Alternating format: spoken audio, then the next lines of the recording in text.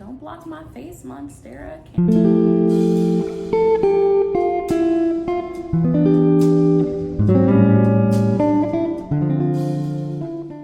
Hey guys, welcome back to my channel. This is your girl, Ashnitra. And we are back with another plant video because this is a plant YouTube channel. Today, we are going to be discussing beginner plant care. I have been getting asked this question about how to care for plants since I started obsessing about plants for a long time. So we're just gonna go over all the basics of plant care, which would be pots, water, soil, humidity, pests, fertilizer. I might be missing one, but I'm sure it'll come to me. And yeah, so if you're interested in some beginners plant care tips, please stay tuned. It's gonna be real nice and a lot of cussing. To start out this first part of the video, I want to talk about some beginners plants that I would recommend you guys. My most recommended plant ever, drum roll, pothos. So pothos, easy. You kill a pothos, you might as well just it and leave plants alone because you suck. Just kidding, but pothos are very easy plants to care for. They literally grow in all conditions, all light settings, all waters. They just grow. They just want to grow. They want to be happy. They want to grow. So here I have my Sebe Blue pothos. She's a little, I cut her just recently, but look at how beautiful she is. I'll get real close so you can see her gorgeous leaves. Excuse some of the yellowing. She's close to a light, so she's kind of getting a little yellow. But this is my beautiful Sebe Blue pothos. Apparently this plant was really rare, and it's funny because I actually got this plant from Walmart for like 10 bucks, and she got massive. I actually cut her. She was as tall as I was, but I cut her back and took some cuttings of her. This is her in her full glory. She's a stunner. These plants are super easy to care for. Like literally, as long as you have the right soil, which is pretty much, you can just use cheap store-bought soil. I'm gonna be real honest with y'all. And faucet water, she'll put out leaves. Put her in a window, she will put out leaves. I mean, she puts out new growth and roots everywhere. Like it's almost constant with this plant. And she has almost a beautiful blue texture to her that is just so gorgeous. Apparently she gets fenestration when she matures, because technically this would be considered a baby plant. And what fenestrations are basically like little splits in the leaves, like my Monstera here, which will be the next plant that I would recommend for you guys to have as a beginner. Monstera. I love Monstera. My first two plants were a Marble Queen pothos and a Monstera, and they thrived forever with my beginner's plant bad luck that I had. Like, I was very neglectful to these plants and they still managed to stay alive. I don't know fucking how, but they did. Monstera pretty much is easy. This baby puts out roots like nothing. Technically right now, I have this Monstera growing in water. This leaf is brand new. So this plant was propagated from my large Monstera that I have in my bedroom, and she ended up growing a new leaf. So I just left her in the cup, and I'm just gonna leave her in the glass jar. I also have a pothos in here and a silver leaf philodendron, I think is the name of it, which is also putting out a new leaf. Propagating in here. I don't know if you're supposed to do that, but guess what? I'm gonna do what I want because these my plants. This Monstera, these are fenestrations. So when the leaves split or have any type of little cuts or divots, those are fenestrations.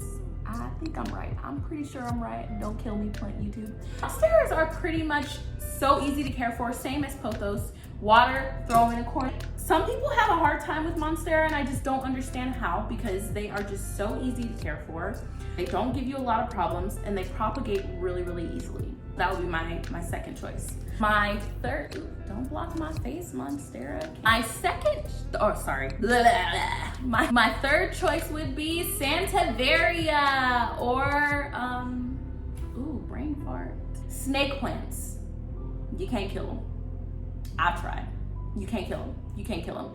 This is a Sansevieria moonlight. She's not very moonlighty right now because she's not in a light condition that she would prefer. She's supposed to be like a slight light milky color, but unfortunately I don't have her in any good light setup, so she does not get the light that she wants, so she doesn't put out the moonlight color. But she grows and she's happy and she doesn't die, and I literally could go and not water her for like a week. Not gonna die. She's pretty much gonna be who she's gonna be, and I'm gonna let her because I don't really care about Sansevierias. Because they're kind of boring and they kind of don't do much. I used to have a very large Sansevieria, but they just weren't giving what was needed to be given. Other than that, yeah, pretty much the same requirements. You could toss them in any kind of soil, like literally. They don't give a about nothing. These are the best plants. So Pothos, Monstera, Sansevieria. Not really going in a particular order here with how I'm going to formulate how we're going through these steps of how you care for your plants. So I'm just gonna go for the next one that I see, and that is light. Light. Now, most of these beginner plants can grow in a low light environment. I have grow lights personally because I just want my plants to put out tons of leaves for me, and if they're really low light, they might not put as many leaves out as you guys would like. So I'm gonna really discuss my grow lights because that's what I'm experiencing. I've gone through so many grow lights. I mean, I have used clamp lamps, I have used all kinds of bulbs. Now, let me tell you one thing. I do not buy grow light bulbs. So light bulbs that are specifically made for you to grow plants, I do not use those. Reason being is I find that they're very, very expensive, and my plants still put out a lot of leaves with regular light bulbs. Favorite light bulb to use currently are the EcoSmart LED light bulbs, and I think it's in the yellow light, if I can. These bulbs are the best. I'm pretty sure pretty much all of my plants in here have been grown with EcoSmart bulbs. They're super, super bright, and I don't know, they're cheap on my bills. I just find that they're really nice bulbs. I have them in decorative lamps. I brought these tiny little gold decorative lamps, and they're just beautiful, and they go with the vibe of my home.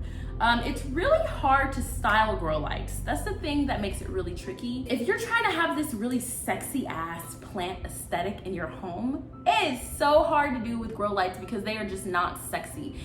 Lamps were a way for me to get my bulbs in and get my plants the light they need without it looking unattractive. I pretty much turn these bad babies on in the morning, turn them off at night. I do not have a schedule for my plants. Sometimes I'll turn them on at 10, sometimes I'll turn them on at 6. I would recommend you get a schedule. However, my plants are very happy and don't give a They don't care. They don't care.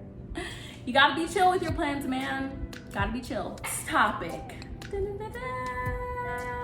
is gonna be pots. There are 3 types of pots. There are probably more types that you can deal with when it comes to your plants. Now, this is very specific because certain pots will hold water or let go of water or do certain things. And so you need to know these things. So these plants, beginner's plants, will go in any type of pot. My favorite pot to use is terracotta. So terracotta pots are just clay pots. Super cheap, super cheap. Sometimes cheaper than the plastic pots. And plants love these. Most of my plants love these because it's kind of hard to overwater my plants with terracotta because the terracotta absorbs the water. Most of my plants are in terracotta or they're in grow pots that I got from nursery. Love terracotta. I would highly recommend it if you're the type of person that's going to constantly be watering your plants. Don't overwater, but I would highly recommend terracotta pots. The next pot is a ceramic pot. This one doesn't have a drainage hole, but oh, that's another thing. Your pots need to have drainage holes, which are holes in the bottom of the pot so the water can leak.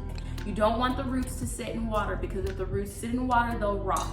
I don't really ever use these. The only plant in my plant collection that isn't a ceramic pot is my alocasia. And that's because alocasias tend to like having moist soil, and I feel like these hold more water, but I do have alocasias in these too. And then the last is your traditional plastic pot. Most plants will be fine in these plastic pots, to be honest. I don't use them that much anymore. I use terracotta, but plants are happy in these plastic pots. It's just make sure that they have drainage holes, because if they don't, that's the biggest thing. Your pots must have drainage holes. Topic is going to be soil. And soil is important, guys. It is very important. Not as much for these beginner plants. They'll pretty much go in anything you put them in. But when you get into more rare variety of plants, or when you get into plants that are real finicky about soil, like anthurium, you're gonna have to make sure your soil is on point. These are the key components when you have soil. Holding moisture, so moisture retention, drainage, and nutrients. Those are pretty much the 3 things that you need to know when you have in soil. There are 2 soil options that you can have for the base of your soil that basically will hold the moisture, and that is peat moss or COCO COIR. I use COCO COIR in my home primarily because I found out from watching YouTube that peat moss is not sustainable to the environment. So I would highly recommend you guys looking into what kind of soil you want. I make my own soil. You can buy bag soil. I just don't do it. And the reason why is I just have problems with it. Every time I buy bag soil, I get gnats. Every time. Since I've started making my own soil, I don't ever get gnats. I don't have no gnats in here. It is gnat free. And I promise you, that is the worst pest besides spider mites. Gnats, man. COIR tends to dry out a little bit faster than peat moss does. For a backstory on COCO COIR comes from the husk of coconuts. Super sustainable, super great. Plants tend to love it. It has a lot of high salt levels though, so if you do get COCO COIR, try to rinse your COCO COIR through water. It usually comes in these little bricks, like 1 pound bricks. You wet it with water and it expands to however much soil that you need. I just love that because it makes it really easy to make my own soil at home without making a big mess, even though I still need. Next component would be some type of anything that is going to help with drainage. You can use orchid bark, which are just little pieces of bark chunk. You could use perlite, which are the little, hold on, I'll show you guys. Perlite is these little white rocks that help with drainage in the soil. Or you could use pumice, which is more solid rocks, because these tend to float. You could use other types of bark. You could use pretty much anything. You just want to create drainage so that the roots have enough air to grow around, and so that they don't have all that soil sogging them up. You could also, for some of your plants that prefer a little bit of water, you can add sphagnum moss. Sphagnum moss is basically a moss that absorbs water, and that can help with retention and water if you have a very chunky soil like an anthurium mix. Nutrients. So some people do a mixture of liquid nutrients, and they also use compost. I use worm castings in all my soil. I put worm castings in all of my soil. That is my way. That's how I do it. It worked for my vegetable garden. It works for my indoor plants. They love it. And I put a ton of it in there. It's just worm poop. Any type of animal poop. I'd stay away from bat poop because bat poop is really, really strong. Bat poop's more for if you have like actual vegetable garden. I would recommend bat poop. That's pretty much the composition of your soil. For these beginner plants, you don't need anything very hardcore and serious. Mix these days for my basic all of my plants is perlite, orchid bark, worm castings, COCO COIR, and activated charcoal chunks. So the charcoal chunks just clean the soil out and make sure everything is nice and clean. It's like a filter for your plants. And then I adjust it based on the levels and needs of whatever the plant needs. Next step in your planting is watering. Guys, the most important thing to make sure your plants don't die is to water them. People either underwater or overwater. I have a tendency to be an underwaterer, to be honest, which means I should probably not have my plants in terracotta, but I used to be an overwaterer. Most plants, you can tell if they need to be watered by sticking your finger in the soil. If it's dry, water. Or you can get a moisture meter. Stick in the soil and it tells you from 0 to 10 how dry your soil is. If it's 0, water. If it's 10, don't water. It's simple. And it depends on the plant and what they like and their requirements, but you just have to water correctly. Some plants prefer filtered water. These bad babies right here don't give a they don't care. So you can water them with your faucet water, you can water them with filtered water. I have a filter attached to my faucet. I'll actually link it down below of the filter that I use. And it makes it easy when you have 100 plants to water them. I find that filtered water keeps them from getting burns, it keeps them from rotting, it makes them, it's just better, so that's what I use. But you can use any type of water. When you water your plants, try to water the soil enough to where it drains out the bottom. That's pretty much when you know that your plant is well watered. Make sure that that water drains. If you find that your soil is too dense and it doesn't drain, that might not be good for the plants. Which covers water. I will maybe make an in-depth video on watering. Thing that you need when you are dealing with your plants is boop. Wow, you couldn't even see that. Boop. Thing you need is fertilizer. So, oh God, I want to be that plant chick on YouTube that nobody wants to take advice from because I kind of just do what the fuck ever with my plants. But you're gonna need fertilizer. Fertilizer is super important, just like every other thing. Your plants need the nutrients. If they don't get nutrients, they don't put out new leaves. They don't put out flowers, they die. These plants here, I fertilize. You don't have to fertilize them as often. You can fall fertilize these, during the growing season. Every 2 to 3 weeks. I fertilize my plants probably 3 weeks, most likely. Sometimes if I'm just feeling like fertilizing, I pop a little in there. If I feel like my plants aren't putting out leaves, I'll fertilize them, boom, new leaves. The type of fertilizers that I've ever used in my whole time of growing plants, even when I was growing in my vegetable garden, even though my vegetable garden needed like phosphorus and other things, fish fertilizer, specifically this brand, and it's gross and it smells like ass and it makes your house smell like ass, but it works. And this is pretty much just fish guts. It's fish, ground up fish. I'm pretty sure that's what it is. Super high in nitrogen. It's pretty much nitrogen. Plants love this, especially if you're growing plants for their foliage and not their flowers. If you're growing you're growing plants for their foliage, that's the best thing for them. Fish fertilizer. They're gonna put out tons of leaves. Every time I fertilize my monstera, new leaves, 4 or 5, just pop up, just everywhere. Insane. This one is a new little thing that I got from Harley G. I think that's her YouTube name here on YouTube. Was Liquidert. This stuff doesn't smell like anything. It has tons of nutrients in it. However, I just didn't care for Liquidert. I feel like my plants didn't do much with Liquidert. I feel like it's great for like an everyday waterer, but I take a cap full of this, pour it in my little plant thing, boom, everybody's on crack. What you do is you take probably a cap full of the concentrate, you mix it to a gallon of water. And you take that gallon of water and you put it in water and then water your plants.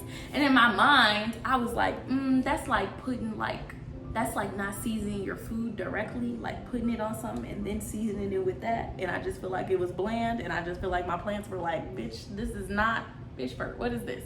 So I wasn't really with it. However, when I was actually making it, I would just water my plants with it because I was like, well, gotta get rid of it. So I water my plants with it for now to get rid of it, but I don't like it. Fish fert, do the job. I take like literally a cap full, maybe even a little bit more if I'm feeling froggy, put it in my little watering can, boom, hit everybody up, everyone's happy, nobody ever gets burnt. So I don't know. Fertilize your plants like, every 3 weeks, every 2 weeks. It depends on the plant. Some plants might need more nutrients than others, but most of them are really chill. They adapt to your environment. So thing that we are going to go over. So your girl, Ashnitra, has had lots of pests, and I just don't do bugs. But we get them. You usually will get them from bringing in outside plants like Home fucking Depot or Lowe's. They just always have spider mites. I don't know why. First recommendation, when you bring a new plant home, change the soil and rinse the leaves and roots. I do it to all my plants. I don't care. Because if I get a pest infestation, I got like 100 plants. It's a wrap. It's donezo. Everybody's sick. And then I'm stressed. I highly recommend when you bring a new plant home, clean that. Change the soil. I always do, haven't had pests in a while. Actually, no, I just had some gnats, but that's because I brought like 10 plants, got lazy, didn't repot them, and boom, now we got gnats. And this is why I tell y'all to do this. If you want to get rid of pests, boom, this right here, perfectly. I haven't seen bugs in my since I started using this. It's a little granule, you just sprinkle it, mix it with the topsoil, boom, gnat's done. Gnat's dead. Love this. I sprinkle it on every plant that comes in here. And if I don't want to repot a plant, boom, sprinkle, little crack. It works like a charm. If you got them nasty, creepy crawlies like spider mites or thrip, you can use insecticidal soap. But for those, to be honest, rinsing the leaves and changing the soil helps a lot. It helps a ton, especially with spider mites. Usually with spider mites, I scrub the leaves and rinse my leaves with dish soap, clean my soil and my roots, and I repot it and to a new clean sanitized pot. And usually I don't really have a problem after that. Mealybugs are kind of simple if you catch them. Mealybugs are these nasty little fat ass bugs, and you can just pop them. They're like pimples, little nasty ass plant pimples. You pop them and they're pretty much gone. I only had 1 case of mealybugs. I can't believe I haven't gotten more mealybugs. I never get them. I don't know why. My plants just never get mealybugs. You just take a Q-tip with some alcohol and they sizzle like bacon, and they die.